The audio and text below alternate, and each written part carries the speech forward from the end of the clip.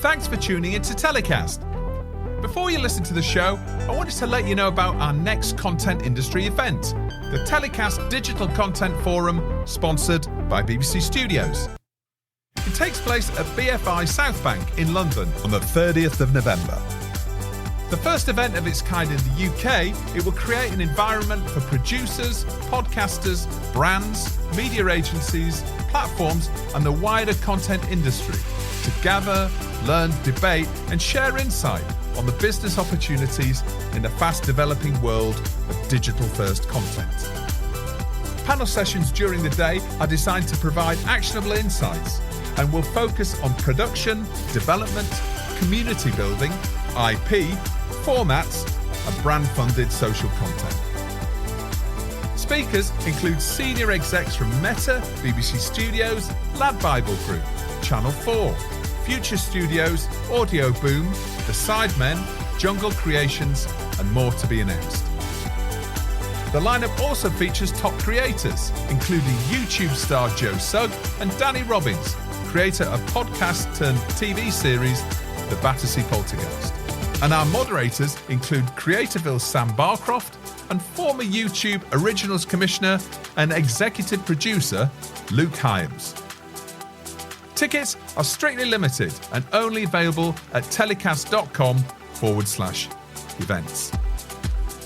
TellyCast listeners can also get an extra £20 off the ticket price by using the promo code TellyCast+. We'll see you there.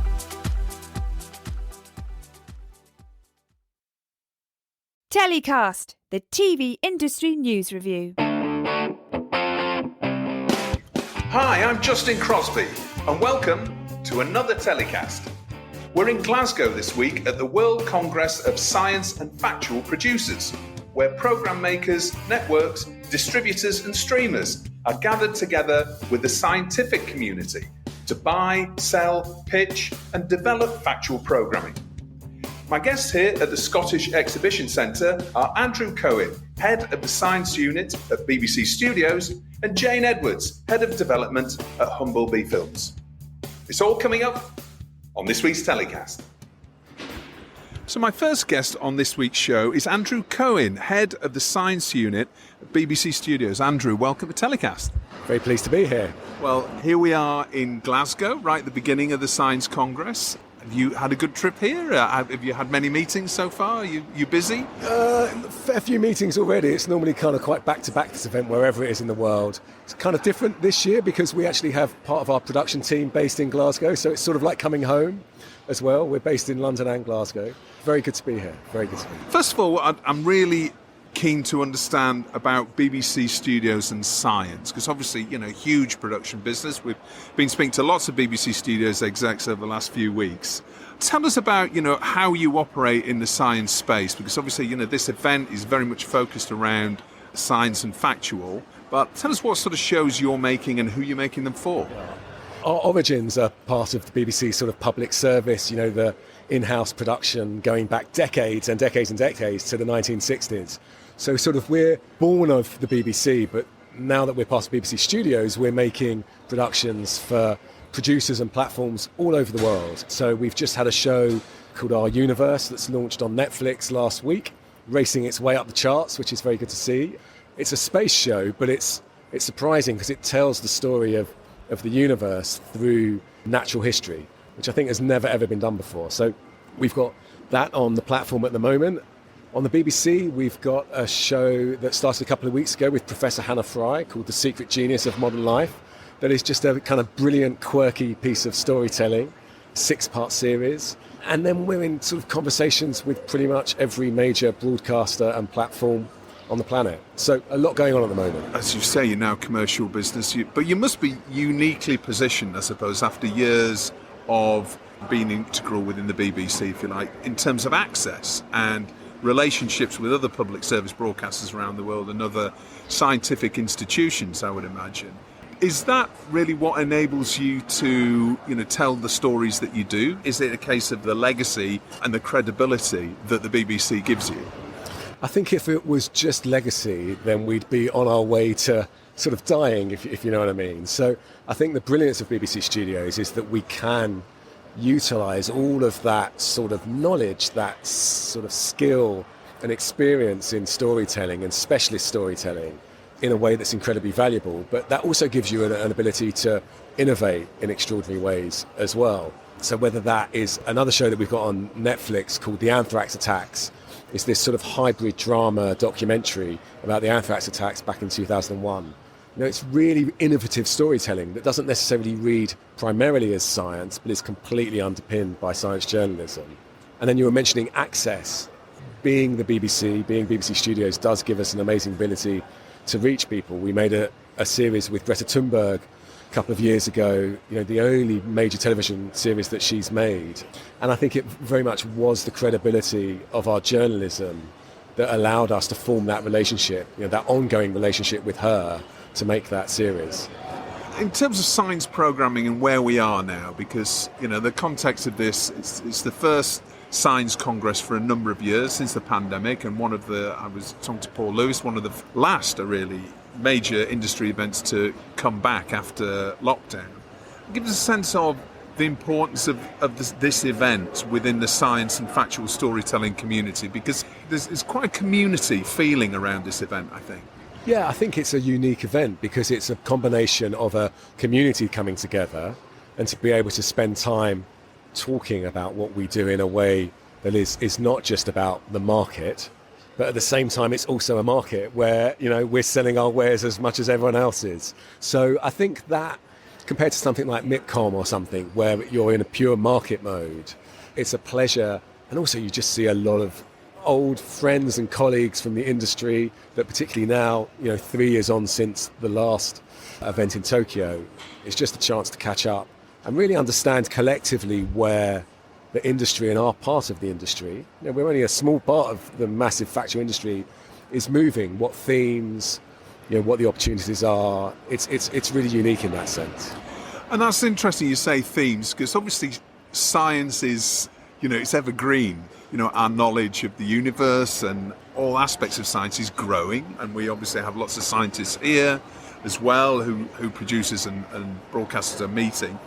How's the COVID pandemic, how's that affected the business of science programming? I mean, obviously you had a long time when it was, presumably you couldn't shoot things.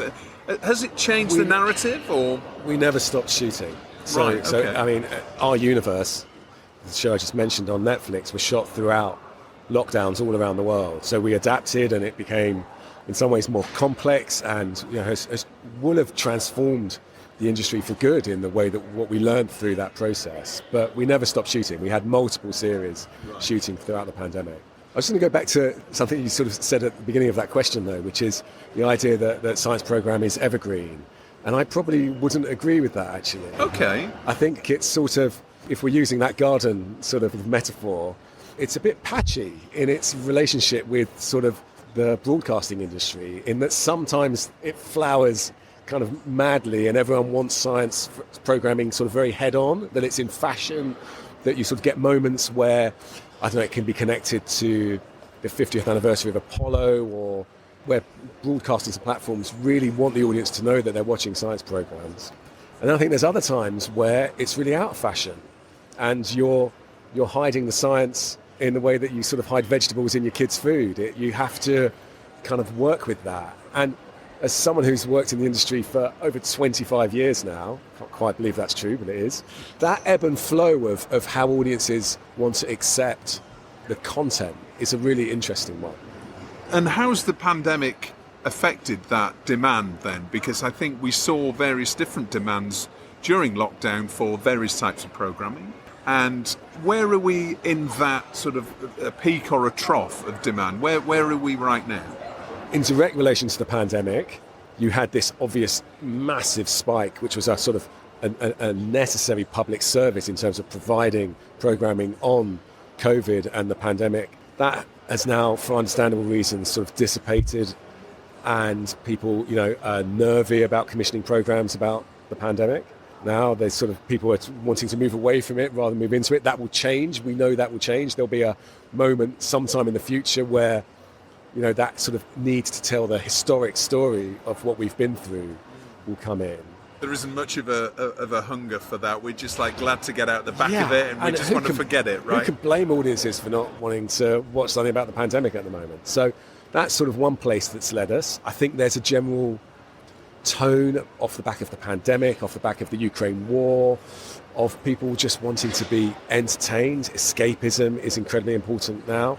We need to find programs that feel joyous and pleasurable, and sometimes science can go in all different sorts of directions in terms of stories, but I think definitely leaning in that direction at the moment. We can see that in the way that scripted, you want to just feel as if you're escaping the world in some capacity, I think, at the moment. And then you have big sort of juggernaut sort of areas of sort of topics that we cover, like climate change, that again very much ebb and flow in terms of at least what broadcasters are seeing as the audience's appetite in those. And so, thinking about how we're going to continue to tell the story of climate change when it has been told and told and told, how you reinvigorate, for really important reasons, the audience with that is a big challenge for us at the moment. I think the public is a bit frustrated with all the politicians, everyone coming together at the various COP summits and not really seeing any great difference, right? There's, obviously it's hugely complicated. I mean, do you think that public service broadcasting has a role in also helping to shape government policy and, the way that politicians are thinking about, the urgency of the issues that we're facing? We're probably not surprised to hear from a BBC employee that it's not our job to shape government policy, but it is our job to inform. And, when you're trying to inform on a story, it even seems silly to call climate change a story, but on a massive area of unbelievable global importance, the question of how you continue to inform and educate when people feel that they've seen it. We made two really important films that were seen by massive audiences around the world with Sir David Attenborough a few years ago, one called Climate Change: The Facts and one called Extinction: The Facts. And the power of those single films is enormous, but they then leave a little bit of a sort of a crater sort of after them where you can't make one of those every year. So what do you do to drive that incredibly important service of information and informing again and again and again? And we don't always have the answer for that. And that's why it tends to be a little cyclical in the way that it works. Yeah, and because we see natural history programming, and you see deforestation, and you see all of the ways that human activity is impacting negatively on wildlife all over the world, and that's heartrending, and it's quite hard to watch. And sometimes you make the decision not to watch that, maybe because you don't feel emotionally that you want to engage with that. And that balance in natural history is difficult, isn't it? You still want that escapist pleasure of going, wow, isn't that amazing, isn't that beautiful, at the same time as not ignoring the fundamental truth that is out there. That's a difficult balance to get right. In terms of the stories in science, which is, again, massive topic, covers lots of areas.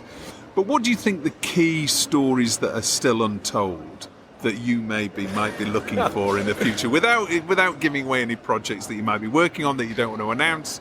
In general, are there? Because we're covering off things like, there's the huge James Webb Telescope, for example, has been launched, and we're seeing the results of that recently. And I'm thinking about specifically out space, but there's a new Orion mission that's gone around the moon. Are there any areas that you think that you maybe in general be focusing on in the future? Answering that question in this marketplace is kind of a challenging question, isn't it? One of our secrets to our next kind of group of commission.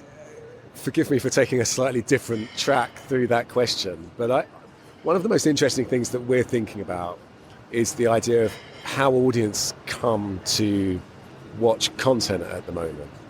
And I think that there's less of a distinction between what audiences want from scripted and non-scripted, from factual and fiction, than ever before. You only have to look at the explosion of crime docs on so many platforms, where people are immersed in those stories as if they're scripted. So I think storytelling is really powerful at the moment, and it sounds a very obvious thing to say, but really important part of our weaponry. Now, at times, science programming isn't really storytelling, it's lecturing. And they can be very beautiful illustrated lectures, but they're lectures. So I think at the moment, what we're looking for is to point the dial towards story rather than lecture. And to find stories that, like the anthrax attacks on Netflix, that you can really immerse yourself in, but you're also kind of learning a load of stuff at the same time. But it's a crime doc, that film. So I think looking for things that have the bite and the grit of crime docs, but have that level of content and science content running through them is probably a sweet spot that we're looking for. Yeah. It's about how you create a cliffhanger and a bingeable series that you just need to watch again. Exactly. And so we want to be as front-footed in taking extraordinary content to audiences around the world, but we want to do that with stories that people literally can't stop watching, rather than feel they have to watch. Yeah, and part of that, I suppose, is youth audiences. It must always be a challenge about how you engage younger people, particularly in some of these key issues you're talking about, but in science programming as a whole. You're working on projects for short form as well. We spoke to Chris Allen and lots of the team at BBC Studios over the last couple of weeks about what they're doing. Is that playing a more and more important part in your thought? Because you talked about, platforms and how people are consuming content now. And you must be thinking about the different ways to bring science programming to be, much more engaging and accessible.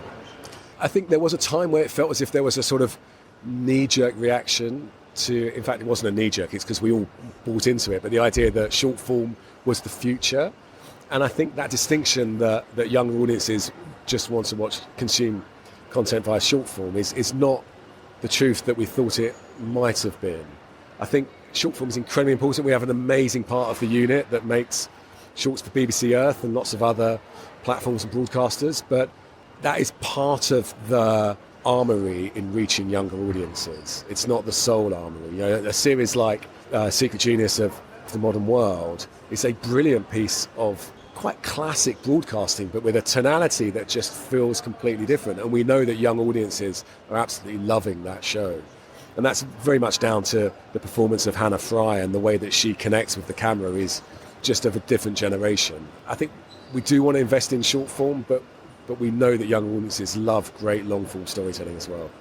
And my last question, because I know you've got a dash for another meeting now, Andrew, is, just touching on Science Congress as well. It's like no other market stroke, congress stroke, get-together in the industry that I've ever seen, because it's a clique, if you like. It's, maybe not as open. How do you see everybody that makes programming in this and distributes and is involved in the business of science program is here? What's its secret? Because people travel all over the world for this event, wherever it is, and it's so what's the secret too? Is it just a case of it's a concentration of minds that are here every year? I guess so. It's changed over the years. It used to be probably even more cliquey than it is now, I think. That you get a broader sense of producers now, whether from the natural history world or from the sort of history world, from the documentary world. So I think its breadth has increased. But I think its secret is probably, going back to the beginning of our conversation, that it's a market disguised as a club. Oh, right, okay.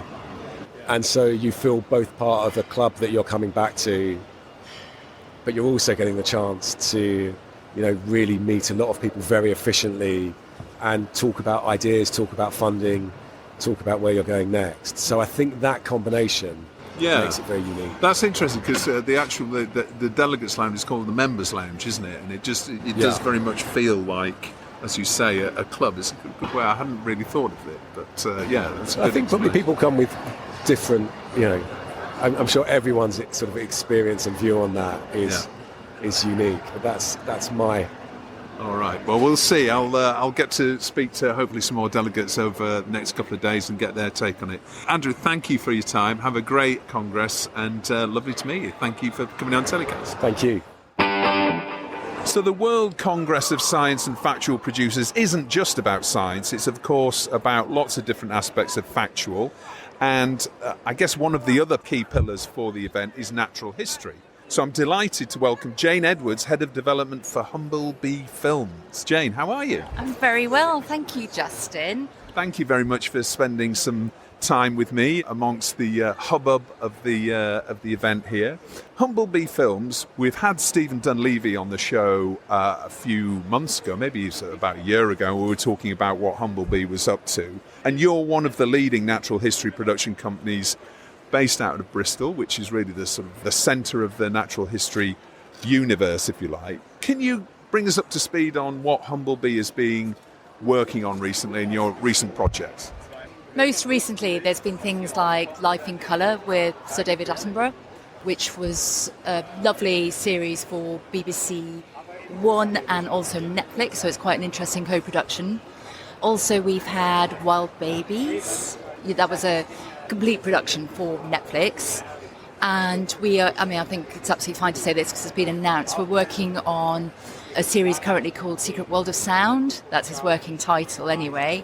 And that is another sort of really interesting co-production with Sky, Netflix and CBC. Okay, so lots of big players there, and obviously you're telling natural history stories at scale here. Yeah. They're very expensive projects and they're very long-running projects, I imagine. I mean, what's the average gestation period of a natural history project that Humblebee works on? I guess in terms of development, things can go quickly, as we know. They are kind of rarer, I guess. And when I say quick, I mean kind of like the whole kind of commissioning process is about 6 months. Normally it's about a year from having those initial conversations to having a lot of back and forth with the channel or the streamer until we get to that point where it goes over the line. And then obviously you have all the contractual stuff that kicks in, which, can take even longer. But I think because we really do pull in multiple partners in order to reach the desired and required budgets. So yeah, it's quite a slog, let's face it. Even with one streamer client, it might be about a year from pitch to once you start production. And production process can be, 2 years or so? I'd say for us, the sort of standard length is at least 2 years. We might then go into edit, 2 years in the field. But our current sort of projects, we're looking at kind of all done and dusted within 2 years, which is good. That's not really, slow in terms of natural history terms. Other sort of people in the industry, it's kind of 4 years. It's just remarkable. We're seeing lots of changes in consumer behaviour, and we've obviously, without mentioning the pandemic too much, I know I mentioned that on our last chat with Andy Cohen, but we're seeing changes in consumer behaviour about what people are desperate to see when it comes to natural history. And we're also now going into a cost of living crisis. We're seeing the commercial aspects of a recession impacting on streamers and on broadcasters. So what's that going to mean for the natural history sector, do you think, and Humblebee in particular? How is that going to affect you as one of the leaders in this area? Well, it's a really interesting moment in time, I think. We've had a crazy boom in commissioning around natural history. It's never really been like this, that kind of last sort of 3-4 years. And it kind of peaked, I think, at the end of the pandemic. But now we're kind of seeing everything kind of contracting. It's shrinking. We're seeing, obviously, layoffs at some of the key streamers, and there may be more. It's all shifting, I would say, right now. And I think your target clients, if you like, are becoming less in terms of natural history. I mean, it must be quite, because of the length of time that natural history projects and the expense, and going from this crazy boom where you had like Disney and you had Netflix and you had all these other streaming players needing this kind of family content and natural history content as real tentpoles. And now we're seeing that slowing down because, as you say, layoffs. Netflix, we know, is bringing in advertising tier to stop cancellation of subscriptions, etc. So that must be really challenging with the length of those projects. And so are you now perhaps looking more towards the co-production model? As an independent production company, I think we're sort of used to this, and it's being able to be quite nimble in terms of how you pull in those partners. But it also kind of means that you develop in a slightly different way, I think. We are in a global economic downturn. Therefore, the streamers are a little bit more risk averse, shall we say.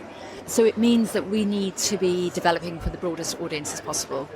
But I think that's kind of how we've always done it. You know, it's kind of having that kind of global outlook. And if, you know, I've been in sort of development for international for, God, like 12 years, something like that, maybe a bit more.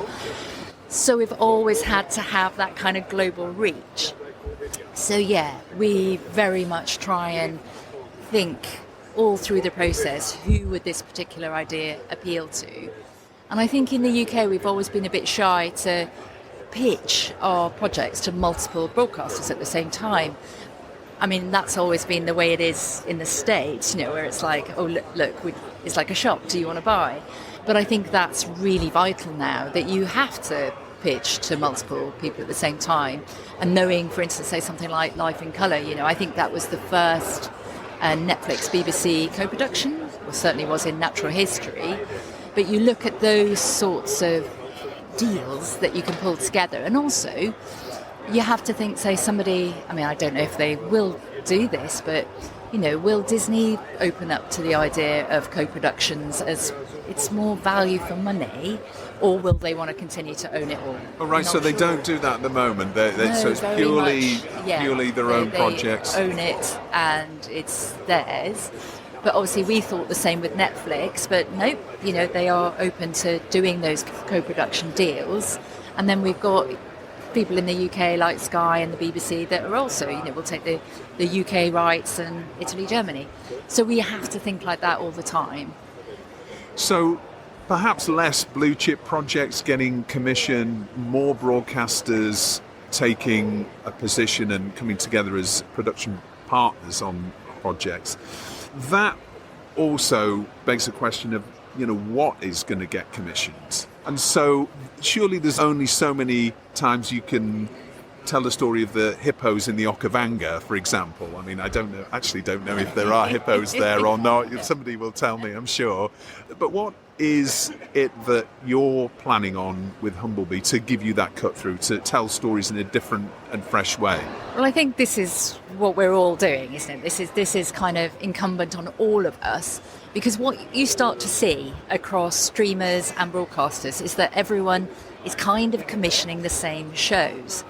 And if we continue to do this, keep offering up the same shows, then the audiences are going to get really bored, and then that genre is going to die, and no one wants this.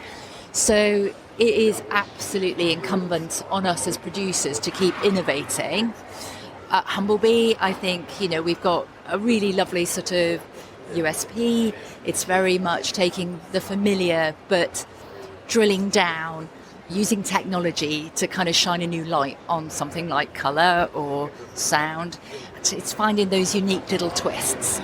And it's becoming maybe more scientific in some ways, to tell stories that perhaps we didn't know, or to show them in a different light. Like, as you say, Life in Colour, I know there's various new technologies were used to bring new facts to light through that. And that's presumably why Sir David Attenborough... Oh, yeah. I mean, you know, you've got to kind of use that tech to tell that story, and in a way that it doesn't become gimmicky. That would be wrong. So every project that we develop, we try to have, you know, these pieces of technology where, you know, and they genuinely are new. So we often work with universities. It's not sort of stuff necessarily that you get off the shelf. It might be hacked, glued together. So it's always looking, but it's only ever to tell a particular story, or to help us tell that story in a new way.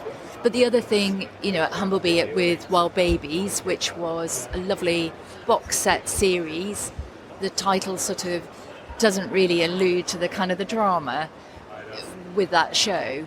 And the sweet spot, they were lovely half-hour shows, so it meant that you could see that people were actually starting to binge watch and watching multiple episodes. So this was like lion cubs and basically, the young of lots of different Absolutely. wild animals, essentially, and their stories. Yeah, and it kind of, each episode had a story arc, and a lovely story arc across the series. So it's kind of, it's trying to get away from that very traditional, let's glue a load of short form stories together with a nice bit of voiceover. So I think that's an area that I think we're going to increasingly see more of. That's the stuff that's really enjoyable to develop, for sure.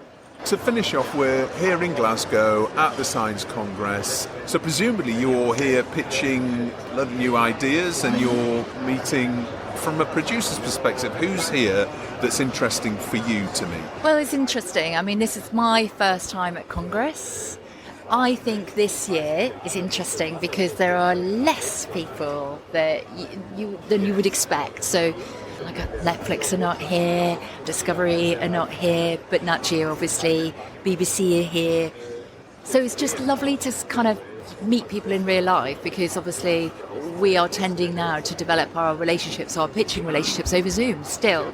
That has meant that we can pitch from Bristol anywhere in the world. It's fantastic. Yeah, and like last night, just meeting, it's less relevant, but just lovely to catch up with people like from ABC and SBC from Australia. So yeah, there's a good mix, but it's also really lovely to see peers and other production companies. Yeah. Everybody's sharing what challenges they've got and what's the news from all the networks and how that's going to affect. It's business intelligence for you as well, isn't it? It is business intelligence, but it's that thing where you really realise that we have to champion each other, because we need our competitors to succeed and for their shows to be hits. Because if they're not, then those streamers are not going to commission as much. So it's kind of, we have to, back one another. I think that's really, really important for the industry. Yeah. And it's important to say it's actually a sellout, this event as well. It's packed, isn't it? Yeah, and it's really fun. I'd say this is different to other types of markets, wouldn't you? It's like real screen is such a heavy sales sort of event, but this does seem really friendly. I don't know whether it's in Glasgow, and the people in Glasgow are absolutely amazing, but yeah, it has a very different vibe. Yeah, it's that community, I think, that I was talking to Andrew Cohen about. There is very much a community feeling around the delegates here. Lovely, really good one.